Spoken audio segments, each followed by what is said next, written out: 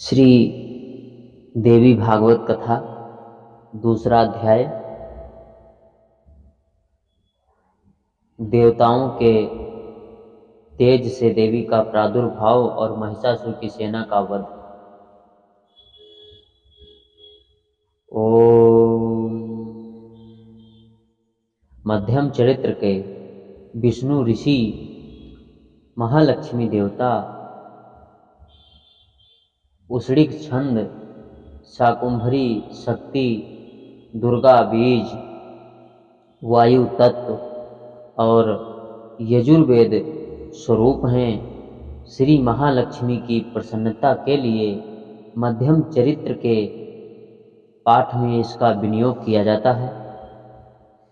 मैं कमल आसन पर बैठी हुई प्रसन्न मुख वाली महिषासुर मर्दिनी भगवती महालक्ष्मी का भजन करता हूँ, जो अपने हाथों में अक्षमाला परसा गदा बाण वज्र पद्म धनुष कुंडिका दंड शक्ति खड़ग ढाल शंख घंटा मधुपात्र शूल पास और चक्र धारण करती हैं। ऋषि कहते हैं, पूर्व काल में देवताओं और असुरों में पूरे 100 वर्षों तक घोर संग्राम हुआ था। उसमें असुरों का स्वामी महिषासुर था और देवताओं के राजा देवताओं के नायक इंद्र थे। इस युद्ध में देवताओं की सेना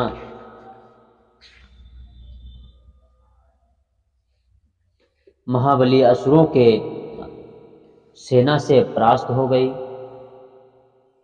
संपूर्ण देवताओं को जीतकर महिषासुर इंद्र बन बैठा। तब पराजित देवता प्रजापति ब्रह्मा जी को आगे करके उस स्थान पर गए जहां भगवान शंकर और भगवान विष्णु विराजमान थे। देवताओं ने महिषासुर के पराक्रम का तथा उस अपनी पराजय का यथावत वृत्तांत उन दोनों देवसुरों को सुनाया, विस्तार पूर्वक कह सुनाया। वे बोले, भगवान महिषासुर सूर्य इंद्र वायु चंद्रमा यम वरुण तथा अन्य देवताओं के भी अधिकार छीन कर स्वयं ही अधिष्ठाता बना बैठा है। उस दुरात्मा महिष ने समस्त देवताओं को स्वर्ग से निकाल दिया है। अब वे मनुष्यों की भांति इसी प्रकार पृथ्वी पर विचरते हैं। दैत्यों की यह सारी करतूत हमने आप दोनों लोगों से कह सुनाई। अब हम आपकी शरण में हैं, उसके वध का कोई उपाय सोचिए। इस प्रकार देवताओं के वचन सुनकर भगवान विष्णु और शिव ने दैत्यों पर बड़ा क्रोध किया। उनकी भौहें तन गई और मुंह टेढ़ा हो गया। तब अत्यंत कोप में भरे हुए चक्रपाणी श्री विष्णु के मुख से एक महान तेज प्रकट हुआ। इसी प्रकार ब्रह्मा शंकर तथा इंद्र आदि अन्यान्य देवताओं के शरीर से भी बड़ा भारी तेज निकला। वह सब मिलकर एक हो गया। महान तेज का वह पुंज ज्वालायमान पर्वत सा जान पड़ा। देवताओं ने देखा, वहां उसकी ज्वालाएं संपूर्ण दिशाओं में व्याप्त हो रही थी। संपूर्ण देवताओं के शरीर से प्रकट हुए उस तेज की कहीं तुलना नहीं थी। एकत्रित होने पर वह एक नारी के रूप में परिणित हो गया और अपने प्रकाश से तीनों लोकों में व्याप्त जान पड़ा। भगवान शंकर का जो तेज था, उससे उस देवी का मुख प्रकट हुआ। यमराज के तेज से उसके सिर में बाल निकल आए श्री विष्णु भगवान के तेज से उसकी भुजाएं उत्पन्न हुई, चंद्रमा के तेज से दोनों स्तनों का और इंद्र के तेज से मध्य भाग कटी प्रदेश का प्रादुर्भाव हुआ। वरुण के तेज से जंघा और पिंडलिनी तथा पृथ्वी के तेज से निस्तंभ भाग प्रकट हुआ। ब्रह्मा के तेज से दोनों चरण और सूर्य के तेज से उसकी उंगलियां हुई। वसुओं के तेज से हाथों की उंगलियां और कुबेर के तेज से नासिका प्रकट हुई। उस देवी के दांत प्रजापति के तेज से और तीनों नेत्र अग्नि के तेज से प्रकट हुए थे। उसकी भौहें संध्या के और कान वायु के तेज से उत्पन्न हुए थे। इसी प्रकार अन्यान्य देवताओं के तेज से भी बड़ा उस कल्याणमयी देवी का आविर्भाव हुआ था। तदनंतर समस्त देवताओं के तेज पुंज से प्रकट हुई देवी को देखकर महिषासुर के सताए हुए देवताओं को बहुत प्रसन्नता हुई। पिनाकधारी भगवान शंकर ने अपने शूल से एक शूल निकालकर उन्हें दिया। फिर भगवान विष्णु ने भी अपने चक्र से उत्पन्न करके भगवती को एक चक्र अर्पण किया। वरुण ने भी शंख भेंट किया। अग्नि ने उन्हें शक्ति दी और वायु ने धनुष तथा बाण से भरे 2 तरकस दिए। सहस्त्र नेत्रों वाले देवराज इंद्र ने अपने वज्र से वज्र उत्पन्न करके दिया और ऐरावत हाथी से उतारकर एक घंटा भी प्रदान किया। यमराज ने कालदंड से दंड, वरुण ने पास, प्रजापति ने स्फटिक की माला तथा ब्रह्मा जी ने कमंडलू भेंट किया। सूर्य ने देवी के समस्त रोमकूपों में अपनी किरणों का तेज भर दिया। काल ने उन्हें चमकती हुई ढाल और तलवार दी। क्षीर समुद्र ने उज्जवल हार तथा कभी न जीर्ण होने वाला 2 दिव्य वस्त्र भेंट किए। साथ ही उन्होंने दिव्य चूड़ामणि, 2 कुंडल, करे उज्जवल आर्ध चंद्र, सब बाहुओं के लिए केयूर, दोनों चरणों के लिए निर्मल नुपुर, गले की सुंदर हंसली और सब उंगलियों में पहनने के लिए रत्नों की बनी हुई भी अंगूठियां दी। विश्वकर्मा ने उन्हें अत्यंत निर्मल फरसा भेंट किया। साथ ही अनेक प्रकार के अस्त्र और अभेद्य कवच दिए। इनके सिवा मस्तक और वक्षा स्थल पर धारण करने के लिए कभी न कुम्हलाने वाले कमलों की मालाएं दी। जल्द ही ने उन्हें सुंदर कमल का फूल भेंट किया। हिमालय ने सवारी के लिए सिंह तथा भांति भांति के रत्न समर्पित किए। धनाक्ष कुबेर ने मधु से भरा पान पात्र दिया तथा संपूर्ण नागों के राजा शेष ने, जो इस पृथ्वी को धारण करते हैं, उन्हें बाहु मूल्य मणियों से विभूषित नागहार भेंट किया। इसी प्रकार अन्य देवताओं ने भी आभूषण और अस्त्र शस्त्र देकर देवी का समस्त सम्मान किया।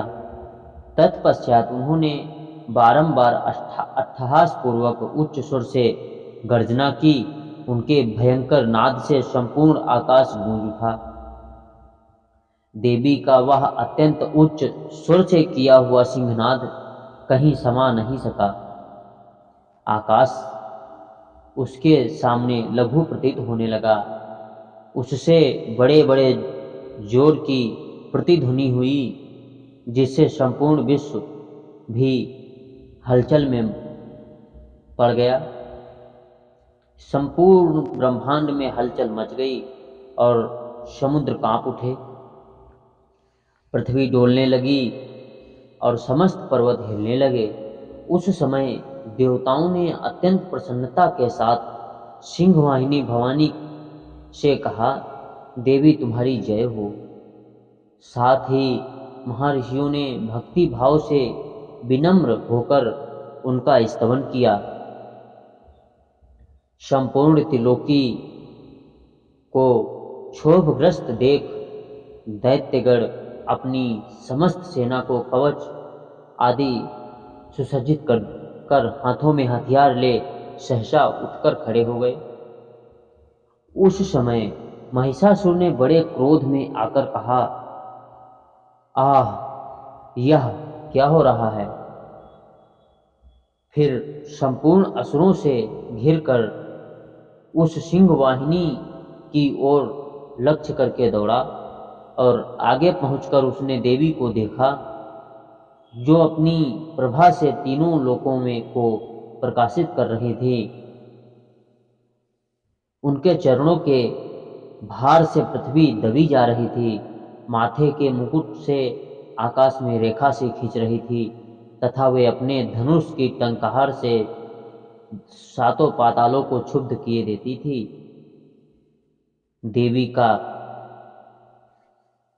देवी अपने हजारों भुजाओं से संपूर्ण दिशाओं को आच्छादित करके खड़ी थी। तदनंतर उनके साथ दैत्यों का युद्ध छिड़ गया। नाना प्रकार के अस्त्र शस्त्रों से सुसज्जित अस्त्र शस्त्रों के प्रहार से संपूर्ण दिशाएं उदासित होने लगी। चिक्षुर नामक महान असुर महिषासुर का सेना नायक था, वह देवी के साथ युद्ध करने लगा। अन्य दैत्यों की चतुरंगणी सेना साथ लेकर चामर भी लड़ने लगा। 60,000 रथियों के साथ आकर उदग्र नामक महादैत्य ने लोहा लिया। 1 करोड़ रथियों को साथ लेकर महाहनु नामक दैत्य युद्ध करने लगा, जिसके रोए तलवार के सामने तीखे थे। वह असीलोमा नाम का महादैत्य 5 करोड़ रथी सैनिक सहित युद्ध में आ डटा। 60 लाख रथियों से घिरा हुआ वास्कल नामक महादैत्य भी उस युद्ध भूमि में लड़ने लगा। परिवारित नाम राक्षस हाथी सवार और घुड़सवारों के अनेक दलों का तथा 1 करोड़ रथियों की सेना लेकर युद्ध करने लगा। बिडाल नामक दैत्य 5 अरब रथियों से घिरकर लोहा लेने लगा। इसकी अतिरिक्त और भी हजारों महादैत्य रथ, हाथी और घोड़ों की सेना साथ लेकर वहां देवी के साथ युद्ध करने लगे। स्वयं महिषासुर उस रणभूमि में कोटि कोटि सहस्त्र रथ, हाथी और घोड़ों की सेना से घिरा हुआ खड़ा था। वे दैत्य देवी के साथ तोमर, भिंडीपाल, शक्ति, मूसल, खड़क, परशु और पट्टिस आदि अस्त्र शस्त्रों का प्रहार करते हुए युद्ध करते रहे थे। कुछ दैत्यों ने उन पर शक्ति का प्रहार किया, कुछ लोगों ने पास फेंके तथा कुछ दूसरे दैत्यों ने खड़ग अपने अस्त्र शस्त्रों की वर्षा करके खड्ग से प्रहार करके देवी को मार डालने का उद्योग किया। देवी ने भी क्रोध में भरकर खेल खेल में ही अपने अस्त्र शस्त्रों की वर्षा करके दैत्यों के हुए समस्त अस्त्र शस्त्र काट डाले। उनके मुख पर परिश्रम मात्र का या थकावट का रोमांच रंच मात्र भी चिन्ह नहीं था। देवता और ऋषि उनकी स्तुति करते थे और वे भगवती परमेश्वरी दैत्यों के शरीर को छिन्न भिन्न किए देती थी। अस्त्र शस्त्रों की वर्षा करती रही। देवी का वाहन सिंह भी क्रोध में भरकर गर्दन के बालों को हिलाता हुआ असुरों की सेना में इस प्रकार विचरने लगा मानो वनों में दावा नल फैल रहा हो। रणभूमि में दैत्यों के साथ युद्ध करती हुई अंबिका देवी ने जितने निश्वास छोड़े वे सभी तत्काल सैकड़ों हजारों गणों के रूप में प्रकट हो गए और परशु, भिंदी, पाल, खड्ग तथा पट्टिस आदि अस्त्र शस्त्रों द्वारा असुरों का सामना करने लगे। देवी की शक्ति से बढ़े हुए वे गण असुरों का नाश करते हुए नगाड़ और शंख आदि बजाने लगे। उस संग्राम महोत्सव में कितनी ही गण मृदंग बजा रहे थे। तदनंतर देवी ने त्रिशूल, गदा से, शक्ति की वर्षा से और खड्ग आदि से सैकड़ों महादैत्यों का संहार कर डाला।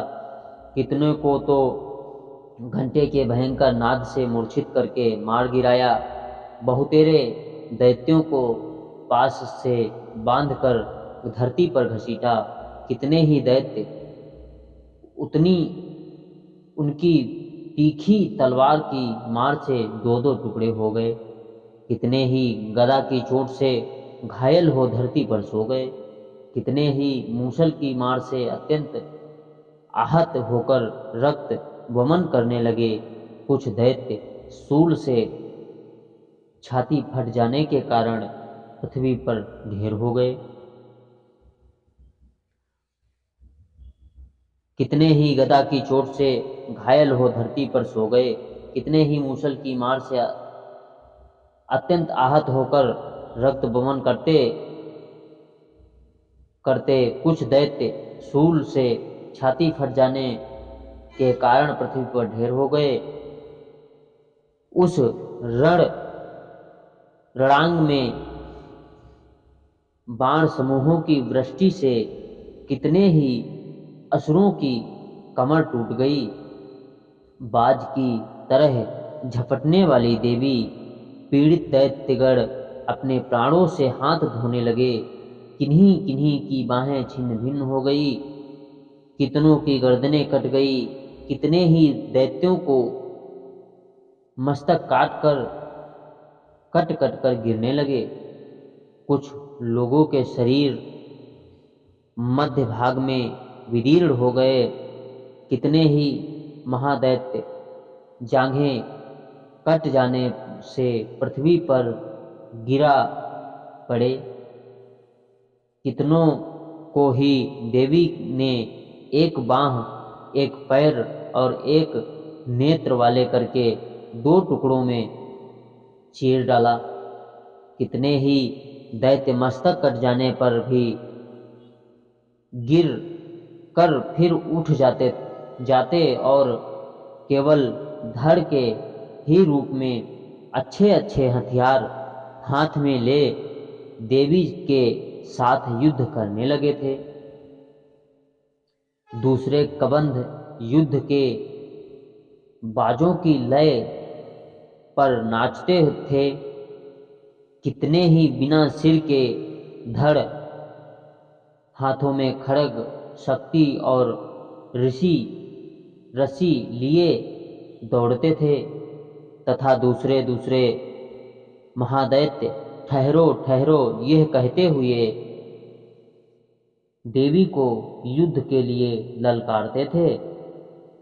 जहाँ वह घोर संग्राम हुआ था, वहाँ की धरती देवी के गिराए हुए रथ, हाथी, घोड़े और असुरों की लाशों के से ऐसी पट गई थी,